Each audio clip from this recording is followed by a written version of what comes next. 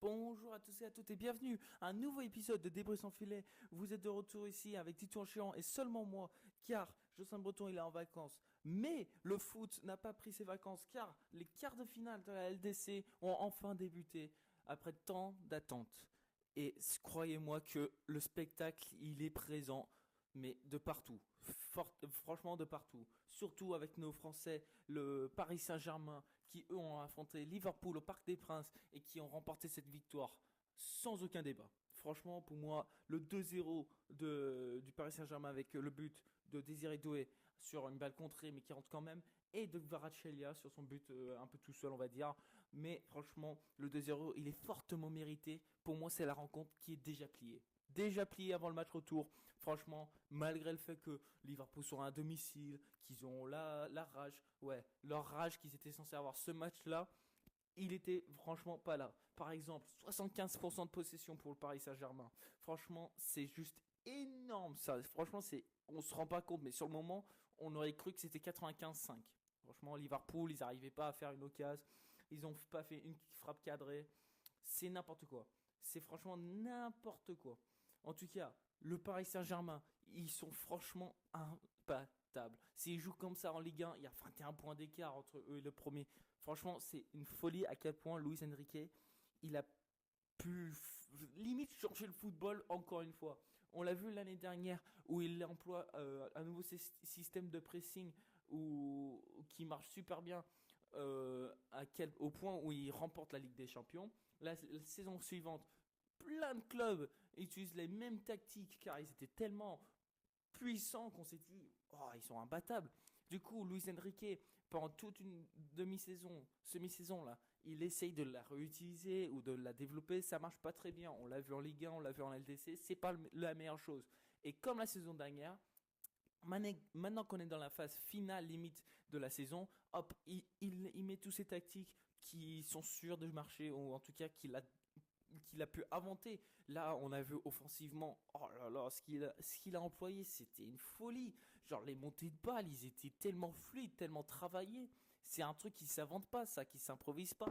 Quand il y a une touche dans la surface adverse et dans ta surface, pardon, et tu arrives à faire une montée de balle de 80 mètres, 90 mètres en moins de 30 secondes en quelques passes, franchement, les passes, c'est des passes de l'épaule. Ils se croyaient à la plage, comme ils ont dit les commentateurs de Canal. C'était une folie à regarder. Franchement, c'était n'importe quoi, genre. En face, Liverpool, ils ont essayé de faire du pressing. Ils se faisaient manger dans les intervalles et tout. Ils n'arrivaient pas à rester proches de leur adversaire. Les défenseurs centrales, ils étaient au marquage tellement serré que il suffisait que l'attaquant comme Vara ou Dembélé, ils soient en retrait et bam, il y a un intervalle qui se crée. C'était trop désorganisé par Liverpool. Franchement, c'est limite, c'est une grosse honte. Ils disent de Arne Slot d'être cinquième en première ligue, qui franchement va limite rater la LDC de l'année prochaine si ça continue comme ça. Ils sont à deux doigts ils vont être éliminés de la LDC comme ça, d'une manière honteuse, sans débat. Franchement, c'est n'importe quoi. Après avoir dépensé 500 millions, c'est pas possible de jouer comme ça. C'est On a vu l'image réelle de Liverpool, ce match-là, franchement. Face à un gros club, c'est plus possible. C'est que des joueurs avec la grosse tête, puisqu'il vaut cher, comme Frimpong, Körkez et Kitike, surtout, qu'on a vu, qui essayaient de partir seuls entre la défense Hakimi, Marquinhos, Pacho, Mendes, quoi. Franchement, ils s'attendaient à quoi? C'était n'importe quoi. Pas d'organisation, pas de montée de balle, c'était trop, trop, trop galère. Franchement, c'était plus possible. Même Schlobenslai qui a vraiment été terrible malgré sa belle saison. Mais lui aussi, il a la grosse tête. Il fait trop d'erreurs lui aussi. Franchement, n'importe quoi côté Liverpool. Leur saison est reflétée sur cette rencontre-là, on va dire. Et le Paris Saint-Germain, leur saison, ils peuvent rêver du doublé. Je pense que là, la seule concurrence pour le Paris Saint-Germain, ça va être leur adversaire probable aux demi-finales, le Bayern Munich. Le Bayern Munich qui, eux, étaient à l'extérieur pour cette rencontre face au Real Madrid et qui vont, eux aussi, dominer, mais surtout remporter la victoire 2 buts à 1, cette fois-ci, grâce à un but de Kylian Mbappé du côté du Real, pour essayer de contrer les deux buts du Bayern, un but de Kane, un but de Diaz. Et franchement, je l'ai dit depuis la deuxième journée de la LDC, le Bayern Munich iront en finale. Et franchement, je maintiens mon avis. Franchement, cette équipe, c'est une folie eux aussi. Genre, leur tactique, ils sont tellement. Encore, c'est pas aussi bien, je trouve, que le Paris Saint-Germain offensivement. Mais c'est quand même très très fort. Avec surtout le triplé Diaz, Kane, Olysée. Olysée, lui, qui est franchement pour moi le meilleur joueur du monde en ce moment. Avec Lamine Yamal, les deux, comment ils fonctionnent, c'est une la passe D qu'il a fait à Kane, une fois qu'il a provoqué 4 défenseurs du Real, c'est tellement fort. Et franchement, pour moi, le Barça, non pas le Barça, qu'est-ce que je raconte, le Bayern PSG demi-finale, c'est la finale avant la finale. Si les deux clubs jouent comme ils ont joué leur quart, mais on va avoir un massacre, mais pas un massacre dans le mauvais sens, comme un 0-0. Là, on aura limite un 6-6, je sais pas, j'envisage du gros, parce que certes, il y a des défenseurs en face dans chaque côté, mais franchement, les deux clubs, c'est n'importe quoi. Pour moi, il y aura plein d'actions. C'est une finale, mais on l'aura en demi, c'est dommage. Mais franchement, c'est un match que tout le monde a hâte de voir. Le seul problème dans cette rencontre, c'est le Real Madrid. Certes, ils ont eu des actions. Manuel Neuer, il a été élu homme du match de cette rencontre, on rappelle. Du coup, ça montre que quand même, le gardien, il a fait un gros match. C'est peut-être pas entièrement la faute des joueurs du Real. Mais moi, je trouve qu'il y avait beaucoup mieux à faire. Il y a trop de gâchis, je trouve, avec beaucoup de frappes de Mbappé, car on sait c'est la cible, c'est le joueur principal ou le joueur type de cette attaque du Real. En tout cas, c'est le joueur que tout le monde vise à donner la passe, comme Vinicius et tout. Quand pourtant, il y a d'autres choses à faire autour. Et pour moi, il y a trop de gâchis, trop de frappes de gâchées, trop d'actions gâchées. On l'a vu ça même dans la rencontre précédente avec City, malgré les buts de Valverde et d'autres. Mais franchement, le Real, il doit vraiment essayer de trouver la faille. Certes, ils sont retenus de quelque chose de fort, c'est le fait qu'ils n'ont pas un vrai entraîneur comparé aux autres clubs dans cette LDC. Et c'est ça, je pense, qui va faire le défaut du Real Madrid cette saison. J'espère qu'ils pourront trouver un entraîneur la saison prochaine. Je ne sais pas si c'est un truc qu'ils envisagent, mais vu comment, on va en parler plus tard aussi, comment ils sont en train de perdre le championnat, comment ils vont la laisser tomber. La Ligue des Champions, pour moi, c'était la cible principale à jouer pour le moment. Et ça aussi, ils vont avoir du mal parce que là, ils ont fait le plus simple. Genre, ils ont joué à domicile. C'était là où il fallait dominer. Et malheureusement, c'est pas le cas. Et maintenant, ils doivent jouer à l'extérieur. Enfin, si pas le plus gros club d'Europe, c'est mission impossible limite. Je comprends que c'est le Real Madrid et que tout est possible, mais quand tu regardes leur défense, leur compo, limite, même les joueurs, genre, ok, c'est le Real Madrid, mais les joueurs ne reflètent pas l'équipe. Je suis désolé, quand tu regardes en face, quand tu as Olysée, Kane, Diaz, Gnabry, Kimmich, Pavlovic, et après, certes, la défense n'est pas si fort que ça, c'est quand même beaucoup mieux que ce qui est en face. En face, il y a Mbappé, Vinicius, ok, mais après tu as Arda Güler, où je veux bien que c'est un jeune, il continue à progresser, mais c'est peut-être pas le meilleur de cette équipe. Chouameni, très bon. Après tu as Pitarch, jeune, mais franchement pas très bon. Valverde, et c'est après la défense pour le Real Madrid, pour moi, qui est décevant. Carreras, c'est un jeune de l'académie qu'ils essaient de faire marcher, mais qui ne fonctionne pas forcément très très bien. Oysen, leur grosse recrute, très décevant, je trouve. Et pareil pour Rudiger, grosse recrute il y a quelques années, on l'a jamais vu à son meilleur au Real Madrid. Pareil pour Alexander-Arnold, qui moi je trouve il est meilleur offensivement que défensivement, où il est, je pense, nécessaire. Car en face, tu as Upamecano, deux défenseurs qui font une saison énorme. Stanisic à l'arrière droit et Leimer à l'arrière gauche, qui eux font le travail. Et après, au cage, quand tu mets Lunin face à Neuer, c'est pas pareil. Malheureusement pour eux. Mais bon, on espère peut-être un retour de Courtois, mais je doute un peu pour le match retour. Mais je pense que c'est pas ça ce qui va changer. Pour moi, la demi-finale est déjà faite. Ça sera le Real face. Wow, le Real, qu'est-ce que je raconte? Ça sera le Bayern Munich face au Paris Saint-Germain. Et ça, c'est une rencontre à aller voir. Mais franchement, à la télé ou en personne, ça va être une folie. Ça va être une folie. Car certes, en face, il y a du lourd, on va en parler dans 2 secondes. Mais là, ce côté-là, il est historique, limite. Genre, franchement, Bayern-Paris, deux clubs à leur meilleur. Parce que des fois, on a des surprises qui peuvent retirer les favoris. Là, il n'y en a pas eu. Et certes, c'est peut-être décevant.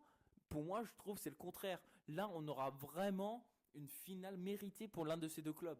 Car ils ont dû faire face à des gros clubs. Par exemple, si c'est le Bayern Munich, leur parcours c'était Atalanta. Bon, peut-être pas le meilleur, mais Atalanta, ils ont quand même battu le Dortmund par mémoire. Et après, bon, c'était pas pareil, mais après, ils battent le Real, ils doivent battre le Paris Saint-Germain pour atteindre la finale. Ça, c'est mérité. Pareil pour le pour le Paris Saint-Germain, ils doivent battre Liverpool. Avant ça, Chelsea. Pareil, gros club, mais pourtant ils ont dominé, mais d'une manière énorme. Et juste avant ça, ils ont dû affronter Monaco. Voilà, c'est ça qui, eux, ont fait une bonne compétition. Justement, c'est ce match-là qui a forcé Luis Enrique à sortir le livre et une nouvelle tactique pour fonctionner, pour aller plus loin dans cette LDC. Et franchement, c'est pour ça, je pense que cette demi-finale sera un truc à voir. Bref, l'autre côté du barrage, Sporting Arsenal, deux clubs qui sont dans la course au titre dans leur championnat, mais qui jouent également la Ligue des Champions, et Sporting qui ont, eux, à domicile, ont tout fait pour essayer de soit avoir la match nul, soit la victoire, mais malheureusement, à la toute fin, Kai Havertz va marquer le but pour Arsenal pour leur rassurer pour le match retour qui sera à domicile. Mais pour moi, 1-0 ne suffit pas pour Arsenal dans cette rencontre, car certes, ils jouent le championnat, mais ils sont en train de le perdre, du coup. Non, pas le perdre, mais ils sont en train de gâcher beaucoup de points en ce moment. Du coup, je me dis peut-être qu'ils doivent favoriser la Ligue des Champions. Mais si c'est pour jouer comme ça vaut pas le coup. Ça vaut franchement pas le coup. Ils ont franchement tout misé là-dessus et remporter avec un 1-0 très généreux, je tiens à dire, très généreux, ça vaut pas le coup. Surtout Sporting, le Sporting, ils ont plein d'occasions et crois-moi, ils en auront d'autres. Franchement, c'est pas la fin du Sporting. Ils vont franchement tout faire, comme on l'a vu avec Bodo Glimt. Ils vont rien lâcher, ce club portugais. Franchement, ils ont de la qualité avec Trincao, etc. Ils vont pousser, c'est sûr. C'est sûr qu'ils vont pousser. Mais bon, on verra bien comment ça fonctionne le match retour. 1-0 pour Arsenal dans cette rencontre. Et le vainqueur jouera un club espagnol, soit le Barça, soit l'Atlético. Et dans cette rencontre, le Barça ont dominé les 30 premières minutes. Et après, un carton rouge qui arrive à la 45e. J'ai envie de dire, ouais, quelque chose par là. Et il est mérité. C'est que Koubarsi qui, on va dire, met au sol Alvarez qui partait en 1 contre 1. Et c'est là où ça coûte cher. C'est là où ça coûte très très cher pour le Barça, car un coup franc pour Alvarez, c'est un coup franc marqué, surtout quand ça marque, surtout quand c'est aussi bien placé et aussi bien tiré. Et après ensuite, malgré le carton rouge, je trouve que le Barça, ils ont quand même bien poussé. Mais après, c'est une attaque où Charlotte, hop, ça part. Et 2-0 pour Atlético, qui envisage une demi-finale et qui envisage aller en finale avec Griezmann qui est dans sa dernière saison, malgré une carrière historique avec Atlético, 12 ans il me semble, avec ce club. Ce joueur, il espère faire une fin de saison de dingue avec ce club-là, car il est dans la finale de la Copa del Rey face au Real Sociedad, son ancien club en plus. Mais aussi, il est toujours en vie dans la Ligue des Champions. Et pourquoi pas? Pourquoi pas rêver pour une dernière saison avec son club de cœur? Pourquoi pas rêver? Et franchement, je suis pas contre, car certes, le monde veut voir le Barça encore une fois de retour avec Lamine Yamal qui brille en ce moment, le meilleur joueur du monde. Mais pour moi, s'ils n'arrivent pas à être au niveau, ils ne méritent pas d'aller au-delà.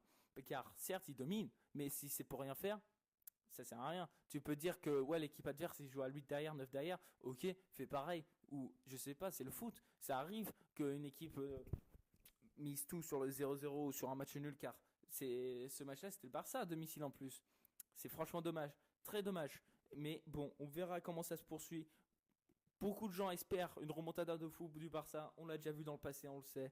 On sait de quoi ils sont capables. En tout cas, les matchs retour commenceront demain, mardi, avec Atlético Madrid justement et Liverpool-Paris. Et ensuite, le mercredi, il y aura, wow, le français, pardon. On verra Arsenal face à Sporting et après Bayern face à Real Madrid avant ces demi-finales tant attendues dans cette Ligue des Champions. Mais de l'autre côté, on va dire de l'Europe, c'est l'Europa League où là, on a eu des rencontres peut-être un peu moins attendues car c'est moins suivi, mais quand même très excitant avec Praga qui ont joué Real Betis un match partout. Après Aston Villa face à Bologne, 3-1 pour Aston Villa. Forest Porto, 1 but partout. Et Freiburg Celta, 3-0 Freiburg. Bon, en tout cas, je crois que presque tous les clubs français vont être vengés. En tout cas, l'Olympique Lyonnais vont être vengés par Fribourg qui vont à mon avis, remporter la rencontre, car quand tu gagnes 3-0, c'est vite, l'espoir n'est plus là. En tout cas, Lille ne vont pas être vengés car les favoris Aston Villa continuent à dominer les clubs italiens, Bologne, et ensuite va peut-être rencontrer soit leur ami Forest, soit Porto, et pareil de l'autre côté, Fribourg va soit affronter Betis ou Praga, en tout cas ce sera un club espagnol. On verra bien comment ça se déroule. Sinon, le dernier club français dans les compétitions européennes, c'était Strasbourg qui, eux, vont perdre face au Mainz 05 de l'Allemagne. 2-0. 2 buts dans les 20 premières minutes. Malgré une domination après de Strasbourg, ils n'arrivaient pas à revenir. Moi, je pense qu'ils peuvent revenir car la prochaine rencontre, c'est à domicile. Et on connaît Strasbourg à domicile, nous les Français. Malgré la blessure de Panicelli qui fait beaucoup de mal à Strasbourg, pour moi, ils peuvent revenir. Ils ont les capacités. Le plus dur, c'est surtout les autres rencontres. C'est Crystal Palace qui, eux, ont remporté leur match 3-0 face à Fiorentina. Shakhtar qui, eux, vont aussi gagner 3-0 face à AZ. Et Rayo qui vont gagner aussi 3-0 face à AEK. Beaucoup de domination dans cette Conference League. En tout cas, on voit le décalage entre les clubs qui jouent une grosse compétition européenne et une moyenne, on va dire. Moyenne, voire faible. Mais bon, en tout cas, ça va se dérouler cette semaine également. L'Europa League, Conference League et LDC. Tout ça, on verra les demi-finales se créer, on va dire, dans la semaine. Sinon, autre sujet, c'est la Ligue 1 car cet épisode-là est fait le lundi, justement pour attendre la fin de cette journée de Ligue 1. Cette journée de Ligue 1 va manquer 2 matchs. Lens PSG qui a été remporté. Pareil pour Brest-Strasbourg, pour les mêmes raisons. Match européen, très important, on remporte. Bon, ça va faire du mal à Lens, ça va faire du bien à Paris. En tout cas, point classement, il a beaucoup changé. Car Monaco vont perdre 4-1 face au Paris FC. Paris FC qui se font une prière limite au paradis car ça leur sauve presque leur saison, je pense. Ça leur remotive, ça leur éloigne de la zone relégable. Après, Metz, Marseille, malgré le résultat, ont un peu souffert, 3-1. Après, Auxerre, Nantes, une grosse rencontre pour le match 1. Gâché pour les deux clubs. Car Auxerre à domicile, Nantes à l'extérieur, les deux doivent aller chercher le match 1. Les deux font match nul, techniquement parce qu'ils se sont affrontés. C'est un peu débile la phrase, mais c'est pas grave. Ils font un 0-0 qui aide personne, en tout cas. Après, Rennes face à Angers. Rennes qui veulent jouer l'Europe, qui veulent aller chercher la LDC. Ils vont continuer car ils vont remporter cette rencontre 2-1 face à Angers. Malgré Angers qui avait un pénalty à la toute fin pour revenir dans cette rencontre, un gros arrêt de Brice Samba, comme on le connaît. Bien, ça va leur aider. Pareil pour Lille, ils jouent l'Europe. Du coup, ils vont chez Toulouse et ils vont pas pour rien. Car après le carton rouge, ils sont partis n'importe comment Lille pour défendre Genesio qui était dans un moment faible moralement, leur coach. Et du coup, il va leur faire du bien avec une victoire, on va dire, 4-0 face à Toulouse. Et ensuite, Nice face à Le Havre pour une course au match 1. Pareil, un but partout pour les deux clubs, ça aide personne. Et en tout cas, une rencontre qui a aidé un club, ça va être le match de l'Olympique Lyonnais, car pour éviter de faire 10 matchs sans victoire, toutes compétitions confondues, ils jouent Lorient chez eux et ils vont remporter le match 2-0. Ça leur fait beaucoup de bien, car après un moment faible, une victoire comme celle-là, ça peut réveiller un groupe, surtout quand le prochain match, c'est au Parc des Princes face au Paris Saint-Germain.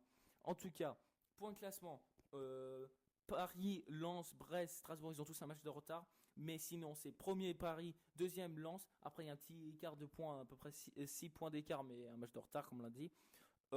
Lille, qui ont 53 points. Marseille, 52 points. Lyon, 51 points. Rennes, 50 points. Monaco, 49 points. Chaque place, c'est à 1 point d'écart. Chaque place vaut de l'or carrément. Car la 7e a rien et le 3e a la LDC assurée. Chaque place compte. Pareil pour le match 1. Metz, 15 points. Nantes, 19. Auxerre, 24. Auxerre, on rappelle, c'est les barrages. Et ensuite, c'est Nice qui a la première place assurée avec 28. Là, il y a des plus gros écarts, mais ça vaut quand même très très cher à tous les clubs. On va finir avec la première ligue, car en la Liga, je rappelle, le Real ont fait match nul et le Barça ont remporté leur rencontre. Du coup, il s'éloigne encore plus le Real, car la semaine dernière, ils avaient perdu par mémoire, si je me rappelle bien. Et du coup là, je pense que le titre, il est déjà terminé. Il suffit que Barça gagne 3 ou 4 rencontres sur les 6 suivantes, un truc dans le genre. Il leur suffit pas beaucoup. Et je crois que vu la qualité du Barça, comme on l'a dit, ça va le faire. En tout cas, en Première Ligue, c'est pas le cas. Arsenal, eux, ils vont perdre face à Bournemouth et ça laisse la porte ouverte. Car derrière eux, c'est Manchester City que tout le monde regarde, tout le monde prie, on va dire, qui arrive à voler le titre de Arsenal, car c'est eux qui avaient la plus grosse tête en arrivant dans cette saison. C'est eux qui voulaient limite un treble, qui voulaient tous les trophées et là ils sont en train de tout perdre. Car éliminés de la Carabao en finale, éliminés de la Emirates, il leur reste la LDC et la Première Ligue. Et la Première Ligue, ils avaient un avance de fou. Ils font la grosse tête, ils célèbrent. Et du coup, là, ils perdent face à Bournemouth à domicile en plus. Alors, ça leur fait encore plus du mal moralement. Et après, en tout cas, je trouve même plus mes mots. Ils sont à 70 points. Derrière eux, c'est Manchester City qui avait 2 matchs de retard. Et avec s'ils remportaient les 2, ils reviennent à 3 points. Et du coup, là, ils rattrapent un de leurs matchs face à Chelsea. 3-0 pour Manchester City. Ils assurent, ils font le travail. On connaît leur qualité, on sait de quoi ils sont capables. Et du coup, maintenant, ils sont à 6 points de retard du titre. En tout cas de Arsenal. Mais avec un match de retard. Du coup, s'ils le remportent, ils sont plus qu'à 3 points. Et il reste beaucoup à jouer. Il reste beaucoup de matchs.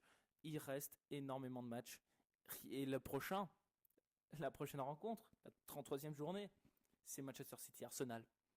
Du coup, il suffit de très peu, pour que Arsenal perde le titre, là, maintenant. Est-ce que ça sera le cas? On verra bien. Il reste beaucoup à jouer. Pour moi, c'est une équipe qui ne va pas lâcher, ça c'est sûr. Pourquoi lâcher à ce moment-là? Mais bon, on verra bien comment ça se déroule. Et on espère vous revoir la semaine prochaine pour en parler avec Jocelyn Breton qui va être de retour. Et pour voir les demi-finales de cette Ligue des Champions, si c'était ce qu'on attendait ou s'il y aura des petits chocs. On ne sait jamais, des équipes qui en ce moment sont en train de perdre. Sporting, Real, Barça et Liverpool. Les 4 clubs à regarder, les 4 clubs à prier pour eux. Sinon, les demi sont déjà faites. Mais on verra bien. Rien n'est fait dans le foot. Rien n'est fait. Et surtout dans la Ligue des Champions où ça se joue sur le moment et pas sur le long terme comme en championnat où c'est quand même serré dans pratiquement tous les championnats. Toujours, en tout cas dans le top 3. Bon, on espère vous revoir la semaine prochaine. Au revoir à tous.